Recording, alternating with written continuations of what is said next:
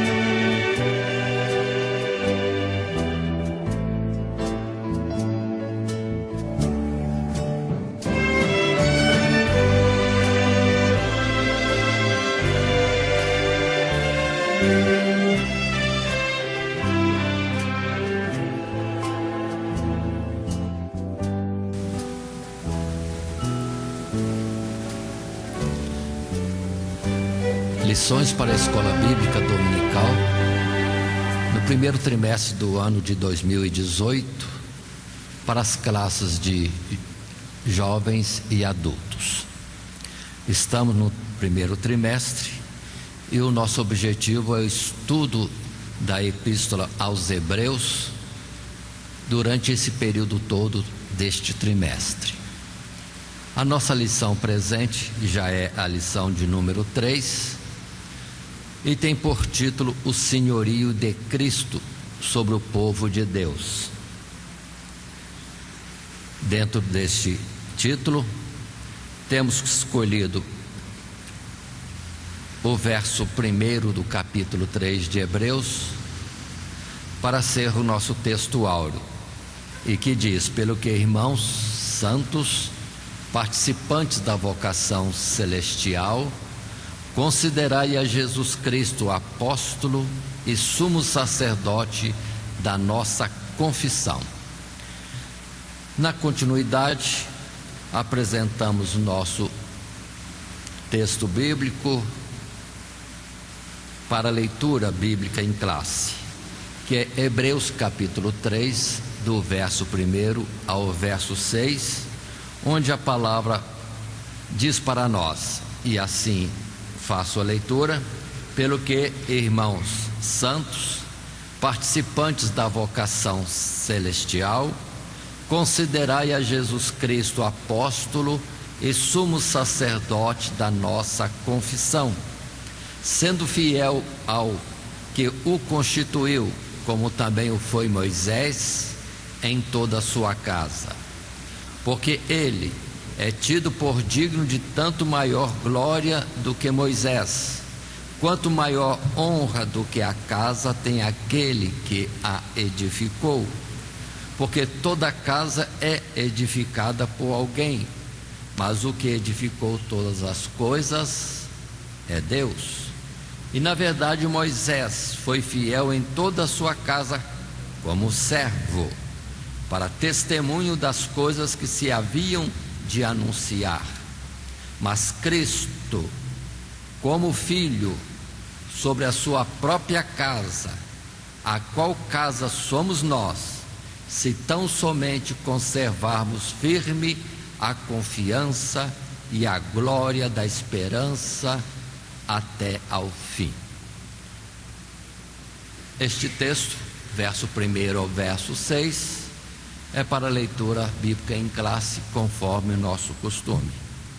Mas temos esta lição o senhorio de Cristo sobre o povo de Deus, lição número 3, com o esboço assim programado.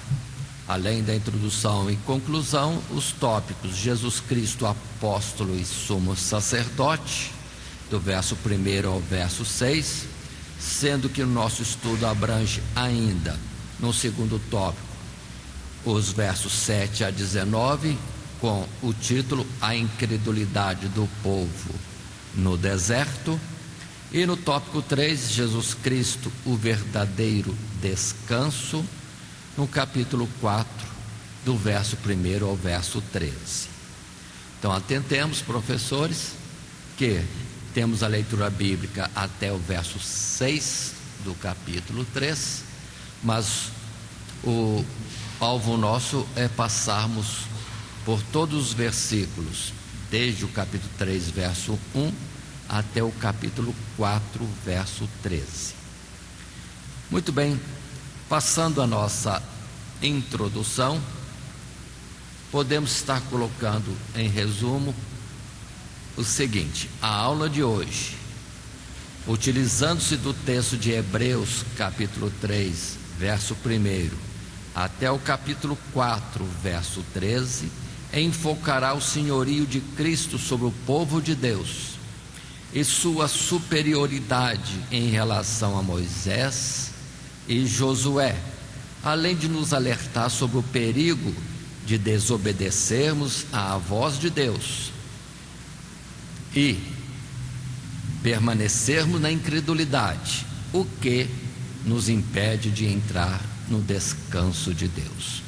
Então, esses assuntos que nós estaremos tratando, observando todo este texto do capítulo 3 e parte do capítulo 4, mostrando o senhorio de Cristo, ou poderia ser até utilizado como um título para a nossa lição: Jesus Cristo superior a Moisés, Jesus Cristo superior a Josué, e a argumentação acompanhando isto. Mas isso será tratado naturalmente neste estudo. Assim, passando já ao primeiro tópico,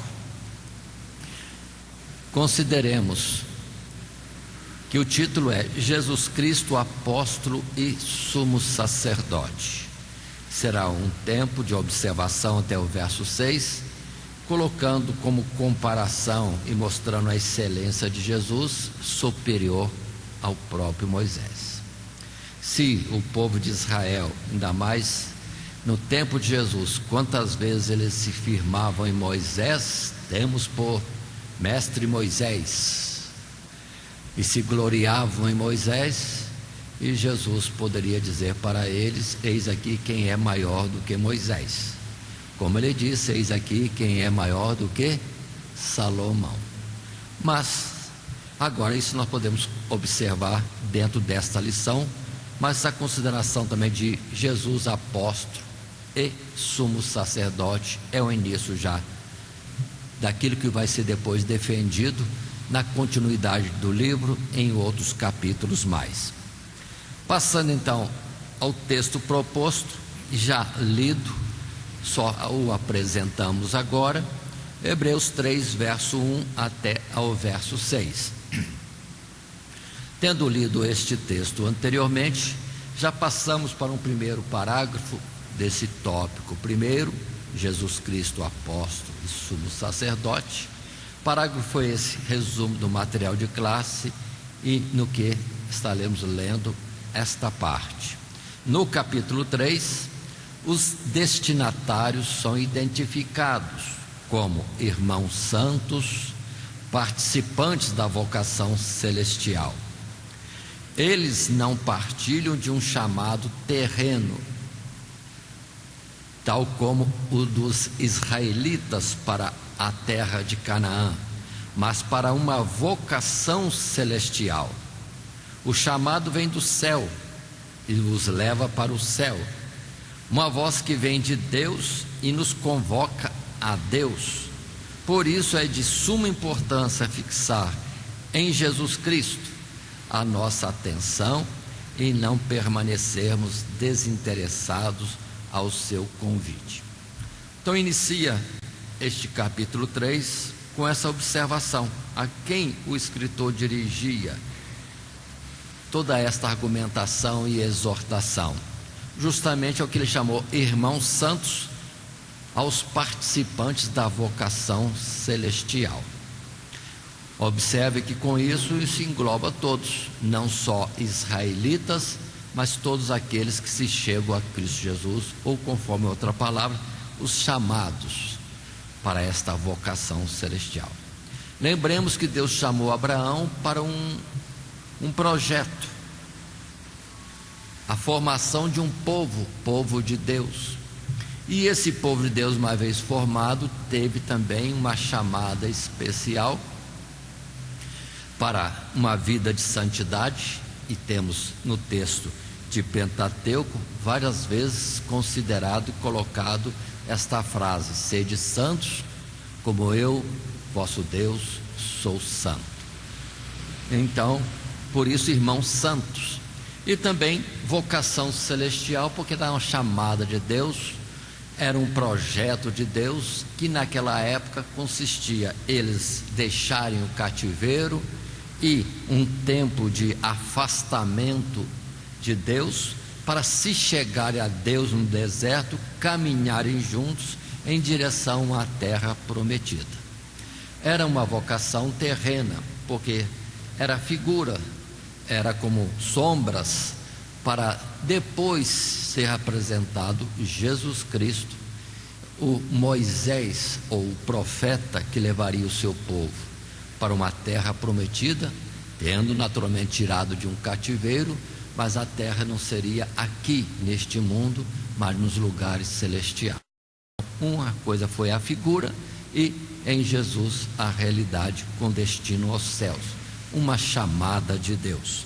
Por isso é importante lembrarmos também do texto em Coríntios, capítulo 1, verso 16, parte da primeira carta, quando estes versos dizem: porque vede, irmãos, a vossa vocação, que não são muitos os sábios segundo a carne, nem muitos os poderosos, nem muitos os nobres que são chamados. Mas Deus escolheu as coisas loucas deste mundo para confundir as sábias, e Deus escolheu as coisas fracas deste mundo para confundir as fortes. E Deus escolheu as coisas vis deste mundo e as desprezíveis e as que não são, para aniquilar as que são, para que nenhuma carne se glorie perante Ele. Então aí está esta colocação desses versos, que nós podemos comparar também com Abraão e depois todo o projeto de Deus na sua descendência e o povo de Israel. Entre tantas nações que existiam no mundo, poderosas, Deus começa a sua obra devagar, iniciando de um homem já idoso e casado com uma mulher estéril, para mostrar e ficar caracterizado que não é por mérito de ninguém, é uma obra totalmente em Deus. Pelo que temos que tirar de nós todo orgulho pessoal e todo orgulho coletivo, a minha igreja, a minha instituição religiosa, a nossa forma de trabalhar, de seguir o evangelho, não é nada disso. Deus procurou as coisas loucas, as coisas fracas, aquilo que não é, para realizar algo que de fato é, porque é um projeto dele, é uma obra dele. Nós precisamos atentar para isso. É o que em Abraão se expôs e agora está em Cristo Jesus. Se alguém se gloria de alguma coisa que não seja Cristo Jesus e este crucificado, pode estar fora do entendimento da obra de Deus, está se gloriando, achando ter mérito para ir ao céu, enquanto que a obra é totalmente de Deus. Abraão idoso, Sara estéril, coisas impossíveis de resolver, mas Deus resolve, e Deus faz, e a obra foi demonstrada para toda a humanidade durante os milênios anteriores. Continuando um pouco mais, num segundo parágrafo, ainda em resumo, temos o texto a seguir. O autor refere-se a Jesus Cristo com os títulos de apóstolo e sumo sacerdote da nossa confissão.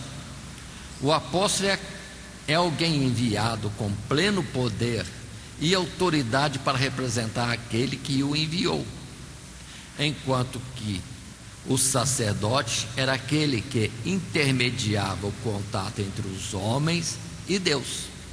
Se no antigo concerto Moisés era também um apóstolo e Arão o sumo sacerdote do povo de Deus, agora sob o novo concerto, esses dois ofícios são unificados em Jesus. Ele é o apóstolo supremo de Deus e o sumo sacerdote perfeito, porque é perfeitamente homem e Deus. Nele Deus vem aos homens e os homens vão a Deus, completando nele, em Cristo Jesus. Então observe bem esta colocação, que no passado houve um que estava à frente, dirigindo, presidindo a nação de Israel, Moisés, mas o sacerdócio cabia a Arão, um outro. Mas se um era uma coisa e o outro outra coisa, depois essas coisas são unificadas em Cristo Jesus. Numa outra colocação não se colocaria como apóstolo, mas rei. O reinado pertencia a Judá na nação de Israel e o sacerdócio lá dentro da tribo de Levi, em particular a família de Arão. Mas depois tudo isso é unificado em Cristo Jesus, rei e sacerdote, ou melhor, sumo sacerdote. Palavra profetizada de várias vezes, de várias formas, e em particular em Zacarias, quando a profecia diz bem clara, falando na verdade, Josué daquela época, da época de Zacarias, como sumo sacerdote, que era um homem com o mesmo nome, Josué, mas não vamos confundir que o Josué de Moisés, do tempo de Moisés, é filho de Num, esse outro Josué é levita da casa de Arão e sumo sacerdote. E Zacarias recebe ordem de coroá-lo, um sumo sacerdote coroado rei. Mas era Deus já mostrando, virá alguém que será ao mesmo tempo o rei e sumo sacerdote, que na carne nunca poderia acontecer com Jesus, porque Jesus da tribo de Judá seria rei, mas e como sumo sacerdote? Como poderia isso ser? Só se fosse noutra ordem, não na ordem de Arão, na ordem do sacerdócio levítico, mas segundo estava também profetizado, segundo a ordem de Melquisedeque. Observe essas colocações que já enaltecem Jesus Cristo, ou seja, um Moisés que também é Arão. Imagina esses dois personagens num só, no tempo da antiguidade do povo, na jornada do deserto. Mas um era uma coisa, outro é outra. E Jesus, a verdade e não a figura, as duas coisas, é o pleno na necessidade da obra de Deus. E porque, vamos dizer assim, Deus quis que assim fosse, que em Jesus Cristo tivesse tudo, a plenitude, ou, vamos dizer assim, a supremacia em todos os sentidos.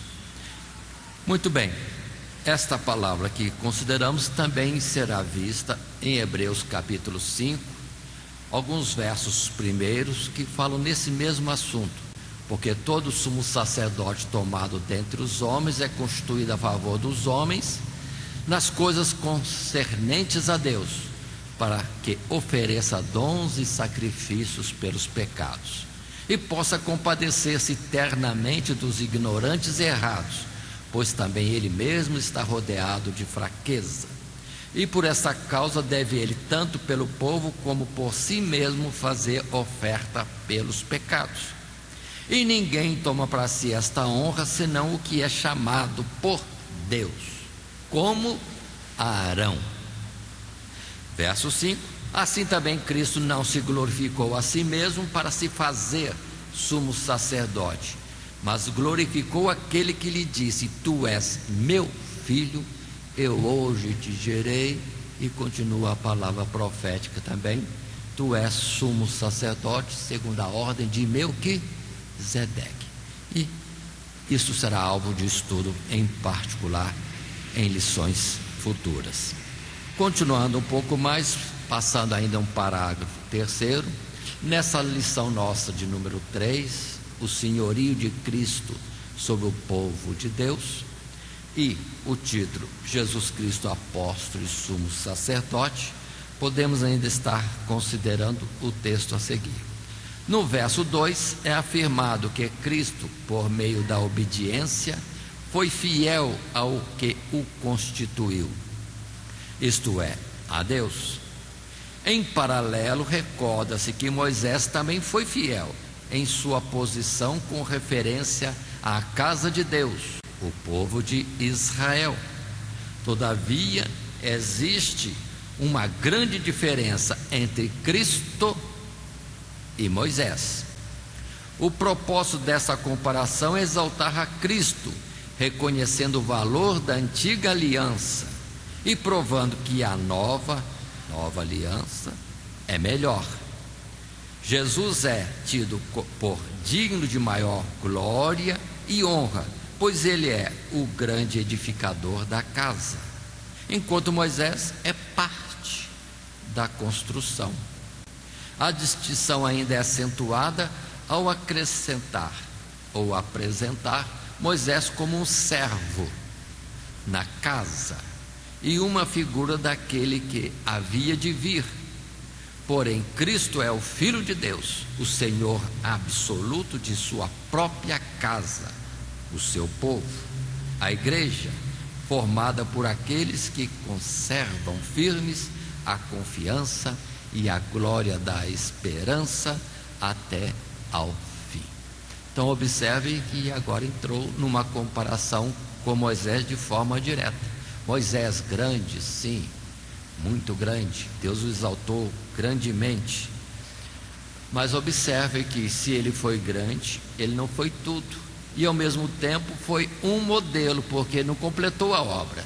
Tirou o povo da terra do Egito, conduziu no deserto até quase entrar na terra prometida.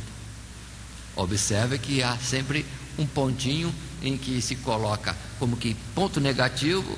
Não é para diminuir o Moisés, é para nos exaltá-lo além daquilo que Deus na verdade queria colocá-lo, figura do propósito de Deus em Cristo Jesus. Jesus é o Moisés que tira o povo da terra do Egito e conduz pelo deserto e pronto. Aí tem que entrar outra comparação, já não é mais Moisés. Aí assim também Jesus será o Moisés e o Josué, que coloca o povo na terra do Egito. Falando isso, já antecipando os assuntos seguintes, mas dentro do mesmo raciocínio. E os versos que nós temos para destacar, entre outros mais que poderiam ser colocados, número 12, verso 7, é Deus testificando a respeito de Moisés: não é assim com meu servo Moisés, que é fiel em toda a minha casa. Observe, Deus falando a respeito da sua casa, onde Moisés é servo. Moisés é servo. E ele, Deus, é o Senhor. E Jesus, o herdeiro, porque é filho. Então coloca-se Jesus superior a Moisés, só nessa colocação. Então o homem, Moisés, ainda que grande aos olhos dos homens, entretanto é servo, como todos os demais na face da terra, que estiveram servindo a Deus de uma forma mais gloriosa ou menos gloriosa, citando-se também a Isaías, Davi, Salomão e tantos quantos pudessem ser ainda colocados. No texto de Deuteronômio 18, verso 15, é o próprio Moisés que fala, entendendo já o propósito de Deus, quando ele diz, leio: o Senhor teu Deus te despertará um profeta do meio de ti, de teus irmãos, como eu, a ele ouvireis. Observe Moisés dizendo: viria o Messias, o libertador, o desejado das nações, que seria profeta como ele. Só que a ele vocês têm que ouvir, porque nos textos seguintes ela vai dizer: quem não ouvi-lo será extirpado do povo. Então, mostrando o próprio Moisés que Jesus, o que viria como ele, seria de fato grande. Na figura dele, ele figura, mas a realidade é maior, tem que se dar maior atenção.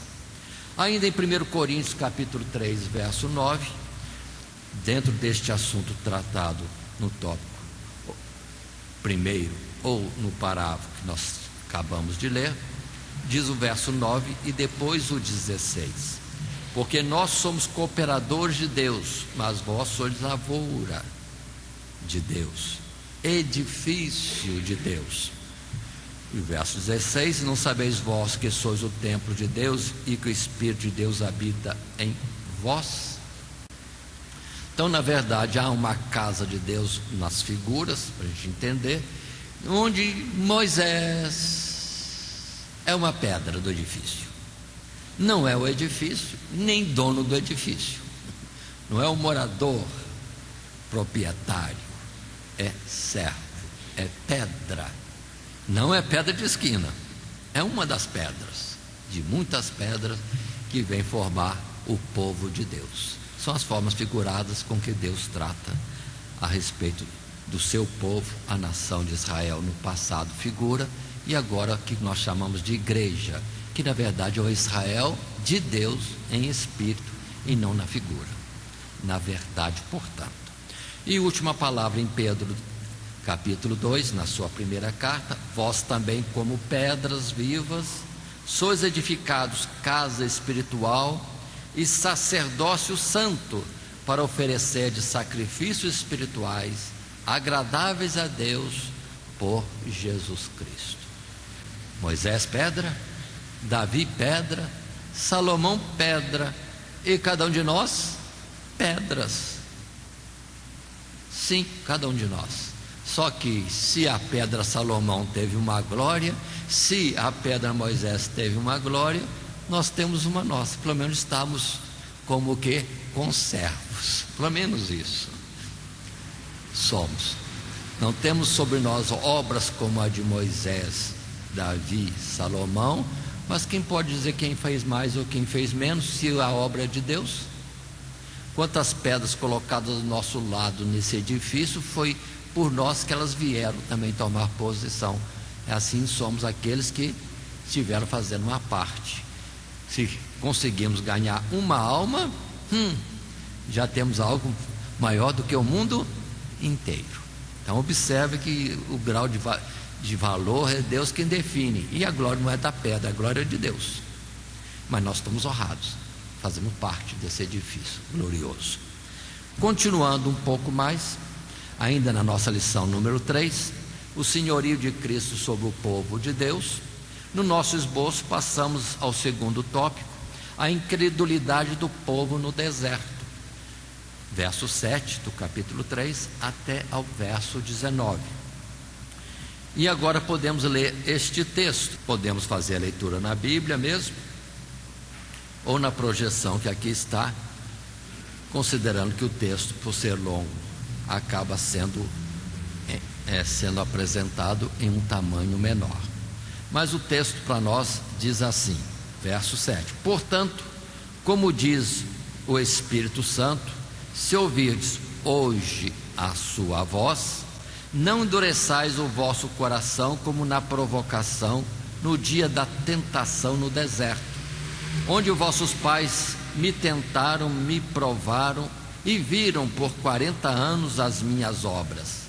Por isso me indignei contra esta geração e disse: estes sempre erram em seu coração e não conheceram os meus caminhos.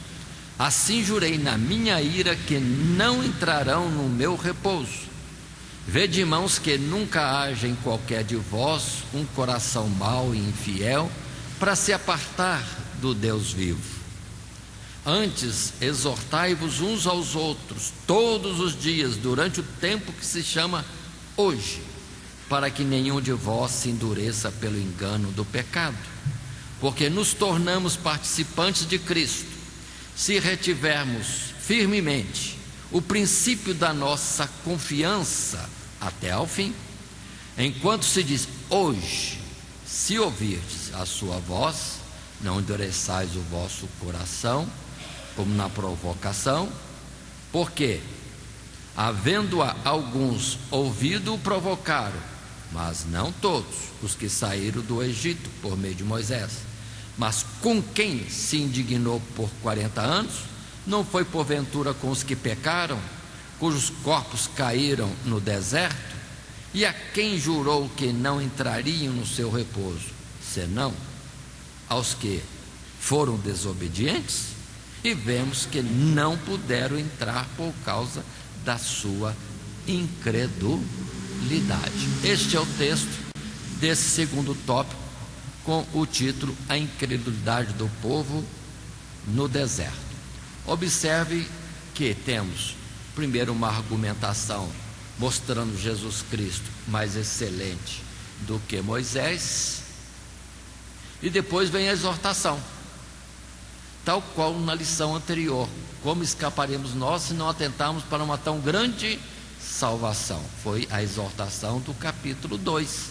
Agora no 3, depois de apresentar a grandeza de Jesus sobre Moisés, aí coloca também alerta para a incredulidade, o alerta para a desobediência, pelo que quem for desobediente, quem for incrédulo, a semelhança daquele tempo de Moisés, em que esses tombaram no deserto, não alcançaram a terra prometida, hoje igualmente e com maior gravidade, porque temos um tempo melhor de uma manifestação grandiosa da misericórdia de Deus e do seu, vamos dizer assim, da sua boa vontade para nos salvar. E por outro lado, qualquer desobediência se torna demasiadamente grave. Não é a Moisés, não é com Moisés que contendem, mas a contenda agora, na desobediência, na incredulidade, é com Deus diretamente, ou com Jesus Cristo, aquele que é o Moisés espiritual nessa jornada espiritual. Muito bem, assim, passando ao primeiro parágrafo, neste tópico 2, lemos: nestes versos, os leitores são exortados sobre o perigo de desobedecer as orientações da parte de Deus. O autor afirma que as palavras anunciadas nas Escrituras não são meras palavras de homens, mas quem fala é o Espírito Santo. A advertência é a seguinte: se ouvirdes hoje a sua voz, não endureçais o vosso coração como na provocação no dia da tentação no deserto. É salientado que a plenitude dos tempos chegou, e o tempo oportuno para a salvação é hoje. Deus convida os homens à salvação.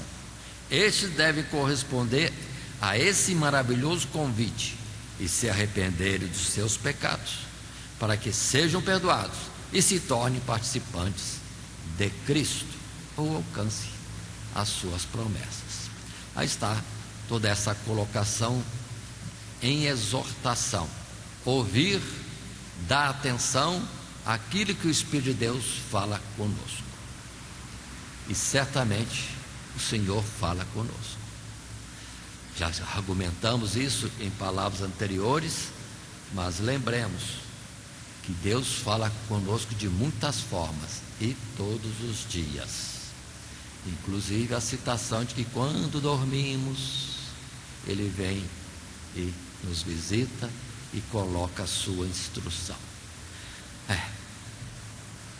Por isso o seu nome também é conselheiro, né? Deus forte, conselheiro, todos os dias nos aconselhando, e com paciência, suportando falhas e mais falhas a cada dia e dando-nos mais oportunidades. Em um ano, se isso Deus fizer conosco, são 365 visitas de Deus por ano, enquanto dormimos, só durante o tempo de dormir. Tem outros momentos também que Deus visita. Então, quantas oportunidades nós temos a cada ano? Muitas oportunidades. Deus é paciente. Longânimo, tem que esticar um pouquinho mais essa palavra. Muito longânimo. Numa medida que ninguém pode calcular. Pelo que também, quando vem o juízo de condenação, quem terá palavras de defesa e argumentação diante de Deus? Ninguém. Mas passando alguns textos modelo, entre outros mesmo que poderíamos estar acrescentando, e os professores podem, na verdade, acrescentar conforme suas experiências e aquilo que lhes toca mais adequadamente segundo a exposição da lição, em classe depois. Temos em Hebreus 3, que é no próprio livro, e neste mesmo texto, esta afirmação: portanto, como diz o Espírito Santo, se ouvirdes hoje a sua voz. Quantas vezes Deus nos falou hoje? E o verso 13: antes exortai-vos uns aos outros todos os dias, durante o tempo que se chama hoje, para que nenhum de vós se endureça pelo engano do pecado. Então atentem bem que Deus não dá uma extensão grande a esse período da chamada dispensação da graça. Deus fala simplesmente hoje. Hoje. Depois que o Evangelho foi colocado no mundo por Cristo Jesus, este novo concerto, essa nova aliança no seu sangue derramado por nós, observe bem que já são quase 2000 anos. Mas para Deus é hoje. Em que período do hoje nós estamos? Na tardinha ou já está avançando para a noite? Ou já estamos em noite já avançada? Então entendamos bem a colocação de Deus. Mas para Deus sempre é o hoje. Nós temos hoje para decidirmos diante de Deus. Se vier amanhã, oportunidades mais. Mas já está completo o tempo. Em Coríntios, na segunda carta, capítulo 6 e verso 2, se afirma também, porque diz: ouvi-te em tempo aceitável, e socorri-te no dia da salvação. Eis aqui agora o tempo aceitável, eis aqui agora o dia da salvação. Aí já apertou um pouquinho mais, nem é hoje. Já colocou na colocação também de agora, já. Se o Senhor nos fala, cabe-nos crer e obedecer, e não supor que teremos um novo dia ainda amanhã. Deixa para amanhã, amanhã eu resolvo. Não existe isso, é agora. Deve ser nossa decisão. E isso dentro do propósito de Deus, da grandiosidade do convite, para não sermos como aqueles que, uma vez chamados para as bodas, começaram a se desculpar, dizendo que não iriam. E não há desculpa diante de Deus. Diante de Deus, do seu convite, a nossa colocação tem que ser imediata. Eis-me aqui. E pronto, atendeu o Senhor. Tem que ser como Levi, sendo chamado, saiu de imediato. Ou como se coloca também a respeito de Pedro, Tiago, André, né? Quando o Senhor os chamou para segui-lo, porque fariam deles pescadores de homens. Ou Paulo, que uma vez o Senhor chamou, pronto, acabou, não tem mais que olhar para trás, é a chamada para a qual Deus o predestinou, é só atender. Muito bem, colocados esses versículos, alguns somente, entre outros, estamos colocando apoio bíblico para esta colocação da incredulidade do povo no deserto, que os levou a ali ficarem prostrados no deserto e não alcançar a terra prometida, e o alerta para nós que não podemos ser como eles, que nos nossos 40 anos, que nem todos alcançaram 40 anos, tombaram antes, que no tempo que temos, tomemos posição firme diante de Deus. Num segundo parágrafo, nesta lição 3, o senhorio de Cristo sobre o povo de Deus, E nesse tópico, a incredulidade do povo no deserto, resumimos ainda o que está escrito. O conselho é claro e objetivo: não se deve rebelar, nem tentar a Deus, como ocorreu com o povo de Israel durante os 40 anos. 40 anos que peregrinaram no deserto. Deus estava imensamente desgostoso com os rebeldes israelitas, o que justifica seu voto solene contra eles. Assim jurei na minha ira que não entrarão no meu repouso. O descanso referido era a terra de Canaã, que havia sido providenciada pelo próprio Deus. Porém, em vista de seus desvios habituais, os obedientes e incrédulos perderam a oportunidade de entrar em Canaã e pereceram no deserto. Afirmação sobre afirmação, argumentação sobre argumentação. Aí os versos colocados para nós são o Salmo 95, verso 7, quando coloca estas palavras: porque Ele é o nosso Deus, e nós povo do seu pasto e ovelhas da sua mão.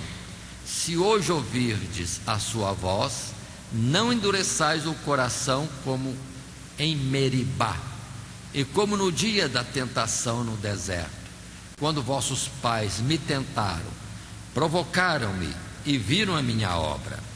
40 anos estive desgostado com esta geração e disse: é um povo que erra de coração e não tem conhecimento dos meus caminhos. Por isso jurei na minha ira que não entrarão no meu repouso. Depois de Deuteronômio capítulo 12, verso 9: assim a ira do Senhor contra eles se acendeu e foi-se. Ou seja, Deus desamparou os incrédulos e desobedientes, mas continuou com Moisés e a sua obra na caminhada no deserto.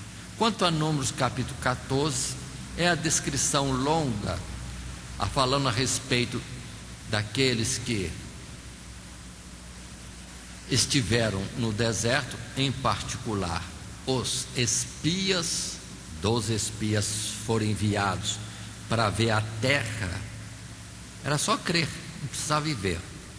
Num texto bíblico parece que Deus mandou-os observar a terra, mas se atentarmos para outro texto bíblico, vai dizer que eles estavam em dúvidas se a terra de fato era boa.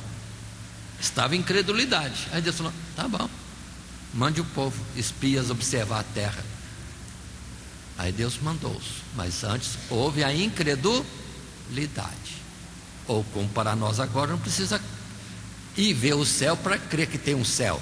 Deus falou, então pronto. Agora imagine diante de nós ficarmos duvidosos e Deus falar: tá bom, então 1, 2, 3, 4, 12 aqui, vão para o céu e vão observar. E depois vem com a notícia: o céu é maravilhoso, mas para chegar lá em cima é muito distante, não dá, não tem espaçonave que chega lá. Trazer para o nosso tempo, mas já aprendemos mais que não depende de nós, depende de Deus, e Ele nos leva. Virei e vos levarei. Então descansemos nisso. Mas seria um absurdo se fizéssemos hoje isso, né? E Deus tivesse que mandar espias, né, para olhar o céu se é bom mesmo, e depois nós tomamos decisão se vamos caminhar no Evangelho de Cristo Jesus ou não.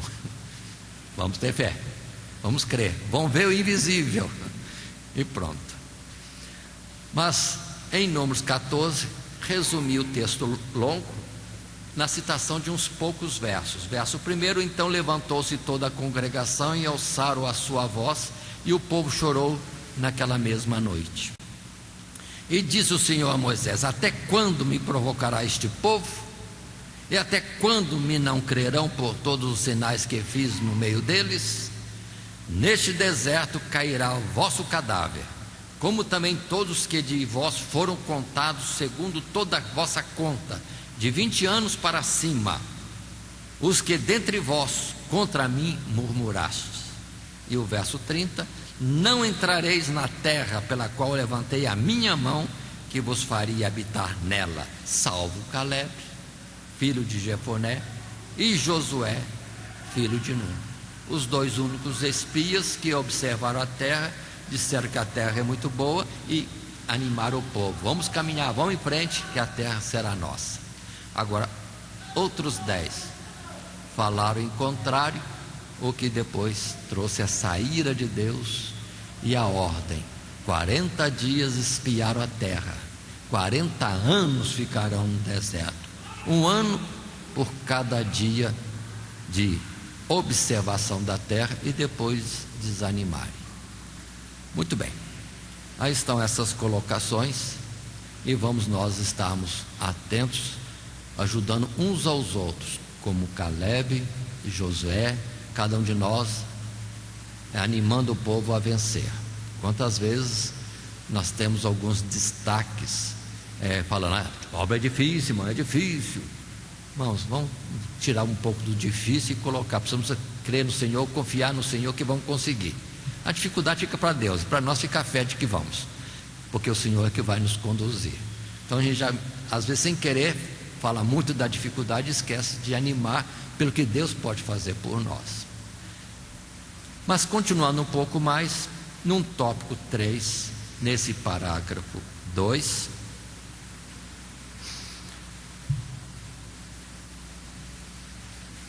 aliás, repito, neste tópico 2, a incredulidade do povo no deserto, no parágrafo 3 do nosso material de classe, retiro este resumo. No verso 12, a exortação do autor torna-se agora direta: vede, irmãos, que nunca haja em qualquer de vós um coração mau e infiel para se apartar do Deus vivo. Percebe-se que a apostasia é a última consequência da incredulidade, e esta, como indica o versículo 13, surge de um coração endurecido pelo pecado. O autor esclarece que voltar à antiga religiosidade é abandonar o Deus vivo. Assim, rejeitar a Cristo é também rejeitar ao Deus verdadeiro. O capítulo iniciou demonstrando a fidelidade de Cristo e termina apresentando a infidelidade. Foi o motivo da queda de Israel. Observem essas colocações todas que aí temos. E o verso lido aqui mesmo: vede, irmãos, que nunca haja em qualquer de vós um coração mau e infiel para se apartar do Deus vivo. Atenção, porque isso conduz a um endurecimento do nosso coração. No endurecimento vem a apostasia, e o que já existe e é sinal derradeiro do fim dos tempos é a apostasia da igreja.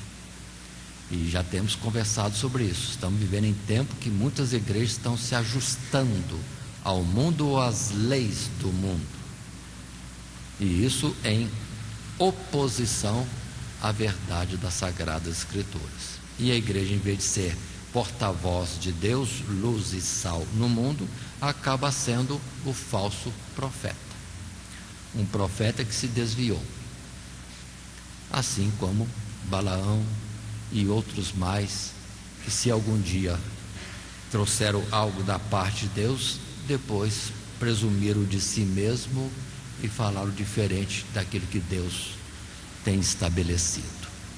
Então, cuidado para não sermos profetas só no passado, profeta de Deus no passado, e na atualidade estamos com outros ensinos. Divórcio, bato na mesma tecla. Segundo casamento, e já está chegando outras coisas. Vamos em frente. Nós colocamos aqui a palavra de Gálatas capítulo 5, verso 4, que coloca para nós exatamente este assunto: separados estáis de Cristo, vós os que vos justificais pela lei, da graça tendes caído. Em Jesus tem a suficiência, mais do que Moisés, mais do que Arão. Coloquemos nesse aspecto. Moisés dirigindo o povo e Arão sendo o sumo sacerdote, ligando Deus ao povo e o povo a Deus, em toda a liturgia estabelecida pela lei.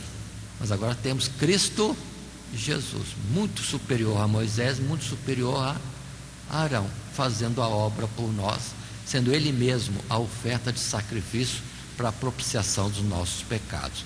Voltar a uma outra situação ou desviar-se desta é afastar-se de Cristo. Temos caído da graça se isso fizermos. Portanto, firmado em Jesus, arraigados nele, edificados sobre ele, para termos firmeza, ele, rocha eterna. Continuando, passando agora ao terceiro tópico, Jesus Cristo, o verdadeiro descanso. É uma terceira parte do nosso esboço nessa lição 3, o senhorio de Cristo sobre o povo de Deus. Agora avançando para o capítulo 4, nos seus versos de 1 até 13. E o texto em si, também fazemos a leitura, que assim diz na Bíblia Sagrada: temamos, pois, que porventura deixada a promessa de entrar no seu repouso, pareça que algum de vós fique para trás, porque também a nós foram pregadas as boas novas como a eles, mas a palavra da pregação nada lhes aproveitou, porquanto não estava misturada com a fé naqueles que a ouviram. Porque nós, os que temos crido, entramos no repouso, tal como disse: assim jurei na minha ira que não entrarão no meu repouso, embora as suas obras estivessem acabadas desde a fundação do mundo. Porque em certo lugar disse assim do dia 7º: e repousou Deus de todas as suas obras no 7º dia. E outra vez neste lugar: não entrarão no meu repouso. Visto, pois, que resta que alguns entrem nele, e que aqueles a quem primeiro foram pregadas as boas novas não entraram por causa da desobediência. Determina outra vez um certo dia, hoje, dizendo por Davi, muito tempo depois, ou como está dito: hoje, se ouvirdes a sua voz, não endureçais o vosso coração. Passando ao verso 8: porque se Josué lhes houvesse dado repouso, não falaria depois disso de outro dia. Portanto, resta ainda um repouso para o povo de Deus, porque aquele que entrou no seu repouso, ele próprio repousou de suas obras, como Deus das suas. Procuremos, pois, entrar naquele repouso, para que ninguém caia no mesmo exemplo de desobediência, porque a palavra de Deus é viva e eficaz, e mais penetrante de qualquer espada de 2 gumes, e penetra até a divisão da alma e do espírito, e das juntas e medulas, e é apta para discernir os pensamentos e intenções do coração. E não há criatura alguma encoberta diante dele, antes todas as coisas estão nuas e patentes aos olhos daquele com quem temos de tratar. Aí está este texto, e vamos estar comentando na sequência. Mas observem a colocação final desses versos, que não se pode enganar a Deus. Deus sabe tudo, exatamente tudo, mais do que nós mesmos, a nosso respeito, para ver se estamos sendo crédulos, se estamos sendo obedientes, ainda que possamos estar dizendo para nós mesmos que está tudo bem, mas Deus sabe a profundidade disso. Passando em frente no nosso texto, no primeiro parágrafo do tópico 3, resumimos assim: não há interrupção de pensamento entre os capítulos 3 e 4. O autor deixa claro que por causa da desobediência e da incredulidade, os israelitas foram impossibilitados de entrar no descanso de Deus. Porém, ainda hoje, a promessa de Deus do seu descanso continua à disposição de todos os homens. Sabe-se que tanto os cristãos quanto o povo de Israel receberam as boas novas, porém os israelitas, depois de as terem ouvido, não confiaram suficientemente em Deus para acreditar que Ele iria acompanhá-los e conquistaria uma terra para eles. Assim como na parábola do semeador, a dificuldade não estava na mensagem, mas nos ouvintes. Diante desse exemplo, os leitores da epístola são exortados a abraçarem a fé para que possam entrar no repouso. Então, observemos bem esta colocação que aqui temos. Voltando a falar de repouso, entre o capítulo 4, o assunto de novo, repouso. Concluiu o 3 falando de repouso e o 4 de novo repouso. O 3 dizendo que não entraram no repouso, porque foram incrédulos, foram desobedientes. Então observe que a saída da terra do Egito, caminhada no deserto e por fim conquistar a terra prometida, o estar na terra prometida, observe bem, seria como que o repouso deles. Figura, na verdade, no sentido espiritual, de que Deus nos tirando deste mundo, de toda a sua situação horrível, e nos levando por um deserto, uma caminhada difícil, neste mundo, um deserto espiritual, mas por fim alcançaremos os céus, repouso eterno. Então, um figura do outro, e no primeiro não entraram, incrédulos desobedientes, e agora fica o alerta para nós, precisamos estar atentos, porque verso 3 colocou bem claro para nós que os que temos crido entramos no repouso. Só nesse verso 3 assim colocado já fica uma observação para nós. Estamos de fato em repouso? Porque a palavra é presente, não é mais futura. Aqueles que estão em Cristo Jesus já estão em lugares celestiais. Se temos repouso, estamos no céu. Já alcançamos o propósito em Cristo Jesus, ou dado a nós em Cristo Jesus. Mas se ainda estamos inquietos, não descansados, sinal que nós estamos na peregrinação, ainda não entramos na Canaã celestial, os céus de Deus. Observe bem essa coisa, estamos em lugares celestiais em Cristo Jesus, mas ao mesmo tempo, se estivermos inquietos, não estamos. Então a palavra é para aqueles que já alcançaram esta posição, firmeza em Cristo Jesus.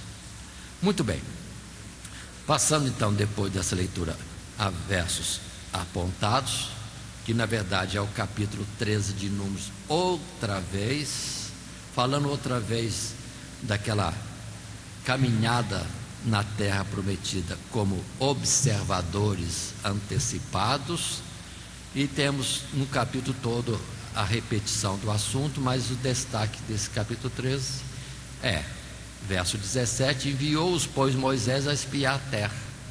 Depois voltaram de espiar a terra ao fim de 40 dias. E contaram e disseram: fomos à terra que nos enviaste, verdadeiramente mana leite e mel, e este é o fruto. E apresentaram os frutos que trouxeram. Verso 30: então Caleb fez calar o povo perante Moisés e disse: subamos animosamente e possuamo-la em herança, porque certamente prevalecemos contra ela. Porém os homens que com ele subiram disseram: não poderemos subir contra aquele povo, porque é mais forte do que nós. Vimos isso já na leitura anterior, e agora no capítulo 13 novamente citando este exemplo, como que reforçando: cuidado, o que Deus tem prometido é muito grande. Na casa de meu pai há muitas moradas. Você já está preparado.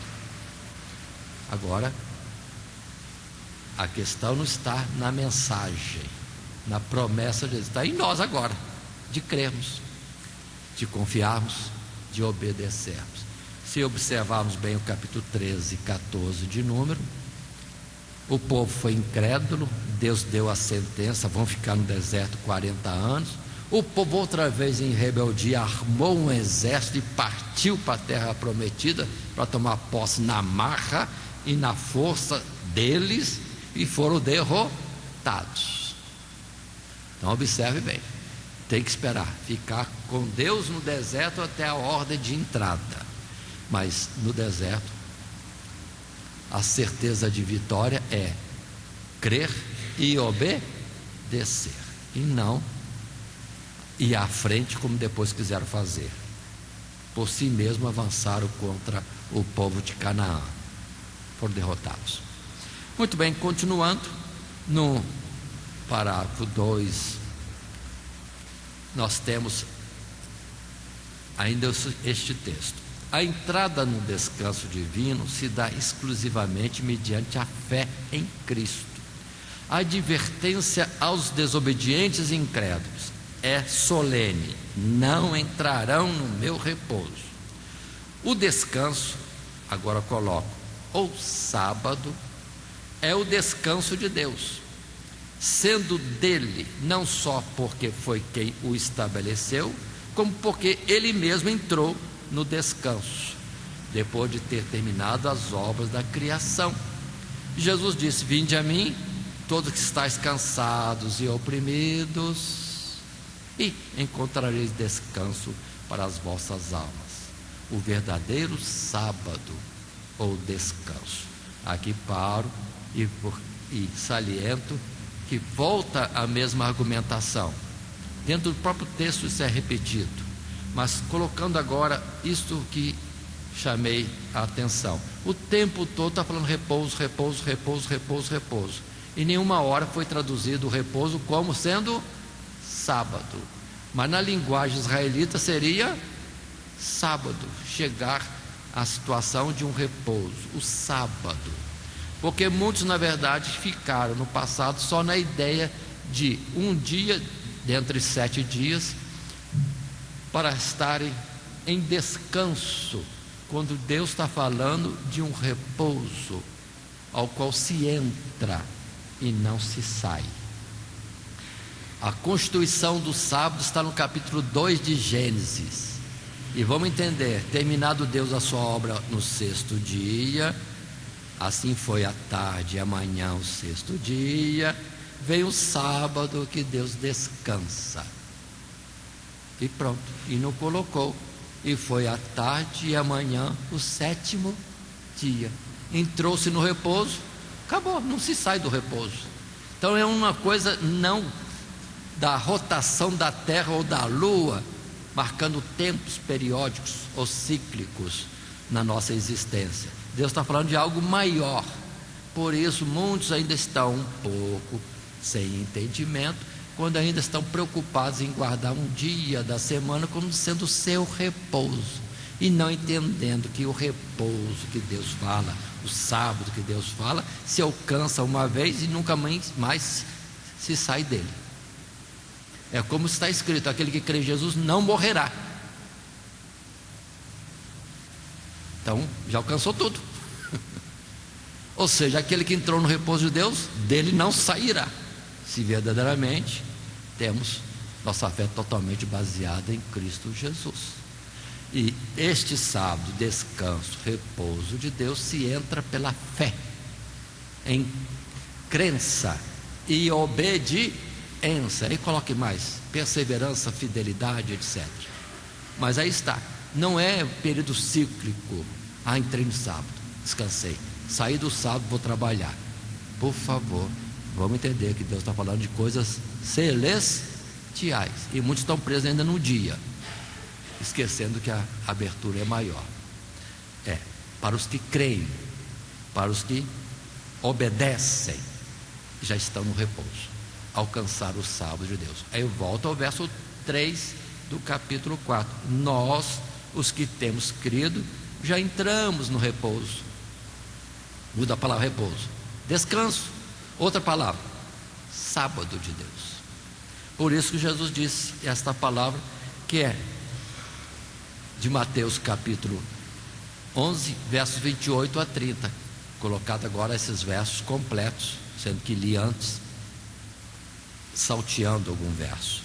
Vinde a mim, todos os que estáis cansados e oprimidos, e eu vos aliviarei.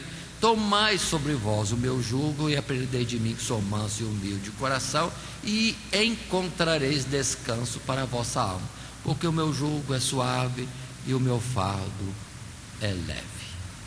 Então observe bem estas colocações, porque, ressaltando, no texto bíblico a tradução só fala de descanso e repouso e não fala a palavra-chave usual, sábado, que é o repouso, o descanso que Deus promete, que naquele tempo foi colocado em alcançar, na verdade, Canaã terrestre, mas agora é de fato entrarmos no céu. E aqueles que de fato já estão em Cristo Jesus já estão em lugares celestiais. Isso que precisamos compreender. Continuando ainda mais um pouco, no parágrafo 3 do tópico 3, Jesus Cristo, o verdadeiro descanso. Vemos, pois, que a terra de Canaã foi um descanso, mas em forma de sombra, para além do qual os crentes têm que prosseguir. É nesse sentido que o apóstolo afirma que Josué não lhes deu descanso. Se este descanso tivesse sido adequado, coloco também alcançado, o salmo não falaria, o salmista não falaria de outro dia a respeito de descanso. Agora observe bem, Josué deu ou não lhes deu descanso? Paremos e pensemos. Entraram na terra prometida, cessou o maná, puderam comer da fartura da terra, oh, maravilha, mas espada na mão e guerra à frente. Observe qual a palavra interessante, fala de algo alcançado, como chegou ao término, mas logo depois mostra, estamos ainda em batalha, que o povo entra em batalha. Que descanso é esse que só batalha o tempo todo? Portanto, Josué não lhes deu o descanso, mas quem crê em Jesus alcançou o descanso, ou o sábado de Deus. Vamos estar atentos a isso. Deu e não deu. Por um lado parece que deu, para completar a história de alcançar a terra prometida, mas depois, opa, estamos em guerra. Então não é ainda o descanso que Deus prometeu e que é eterno em Cristo Jesus. Coloquemos essas observações para estarmos bem atentos a isso. Não é pelo ciclo da rotação da Terra ou da Lua, não. Depois do 6º ciclo chega o 7º, que é o descanso. Nada disso. Esse aí foi figura. Precisamos estar atentos a figuras, e a realidade é muito mais além e gloriosa e maravilhosa também. Continuando ainda, fechando esse tópico 3, Jesus Cristo, o verdadeiro descanso, temos, o autor conclui dizendo que resta um descanso para o povo de Deus, ou seja, um descanso espiritual para o qual Deus nos convida diariamente. Agora tentemos e coloquemos isto. Resta um descanso para o povo de Deus. Então isso mostra que muitos de nós não atingimos o descanso ainda. Observe o que eu estou falando, porque no lugar diz, todos que estão em Cristo já estão em lugares celestiais, já chegaram no céu. Mas depois diz, resta um repouso para o povo de Deus, mostrando que muitos de nós ainda estamos na caminhada e debaixo das situações diversas de tentação, circunstâncias que poderão nos levar à murmuração, ou mostrar que em nós não há fé bastante, somos incrédulos, ou que somos desobedientes àquilo que Deus está falando, a gente comporta-se diferente. Então, estejamos atentos a isso. Resta ainda um repouso para o povo de Deus. Quem dera que pudéssemos dizer agora para todos nós aqui, já temos alcançado o repouso, o descanso, o sábado de Deus, porque temos crido em Cristo Jesus. Já estamos em Cristo Jesus. Ou como Paulo disse, não vivo mais eu, mas Cristo vive em mim. Então eu já estou morto, já estou lá no céu. E aqui só está esta vida totalmente o domínio de Cristo Jesus. Então, ainda resta um descanso para o povo de Deus. Cada um considera isso. Se já alcançou, que coisa maravilhosa. Se ainda está naquele ponto de cochear entre dois pensamentos, Estamos caminhando no deserto e no perigo de sermos murmuradores. Mas vamos em frente. Após isso, chegamos à parte final do nosso esboço, a nossa conclusão, e somente a repetição das argumentações anteriores, concluindo. Embora Moisés tenha efetivamente realizado muitas obras importantes em prol do reino de Deus aqui na terra, e naturalmente tenha se tornado conhecido e reverenciado pelo povo judeu, ele foi apenas um instrumento nas mãos de Deus, como depois o foi Josué. Eles nada poderiam fazer por si mesmos, sem a capacitação e orientação divina. Desta forma, entendemos que cada um de nós poderemos ser bênção nas mãos de Deus para a sua glória. Porém, somente Deus deve ser exaltado. Cristo é o alvo da nossa devoção, adoração, gratidão e serviço, o nosso referencial. Nunca idolatremos qualquer homem que seja, mas somente a Cristo Jesus. Então observem, havia entre os israelitas uma citação firme, uma posição de quase devoção a Moisés, a Elias, e a quantos mais. Hoje nós temos devoção seguida de ritual de culto. Há muitos colocados como mediadores. Aqueles foram servos de Deus na sua atuação daquele tempo, mas agora, hoje, a plenitude está em Cristo Jesus. Ele é o caminho, Ele é a verdade, Ele é a vida, e ninguém vai ao Pai senão por Ele, por Cristo Jesus. Precisamos ter isso bem firme. Estamos num cristianismo perigoso, que as pessoas têm homens e mulheres como que conduz a Deus errado, e muitos têm as suas instituições religiosas como sendo a garantia da sua salvação. É errado também. Outros seus princípios de vida que eles acham meritosos diante de Deus, também é errado. Nós temos que ter somente Jesus, o apóstolo, o sumo sacerdote, ou apóstolo e rei, ou rei e sumo sacerdote diante de Deus, que opera tudo por nós. Nós temos encerrado esta lição de número 3, no estudo da carta aos Hebreus. Lição 3, senhoria de Cristo sobre o povo de Deus, destacando em particular a excelência de Jesus sobre Moisés e sobre Josué, e com as devidas exortações e repetidas constantemente.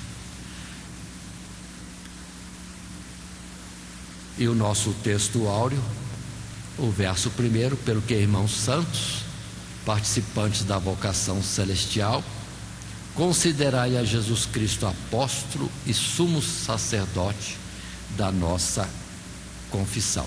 É o nosso texto áureo que repetimos, e com isso também encerramos a nossa lição. Que Deus nos abençoe em Cristo Jesus. Amém. Todo dia, toda hora, muito mais prazer em ouvir. Radionete Grata Nova. Web Rádio, a qualidade que faz a diferença, cada vez mais necessária. Rede Grata Nova de Evangelização. Acesse nosso site www.horadadecisão.com.br. Hora da Decisão, tudo junto, sem acento.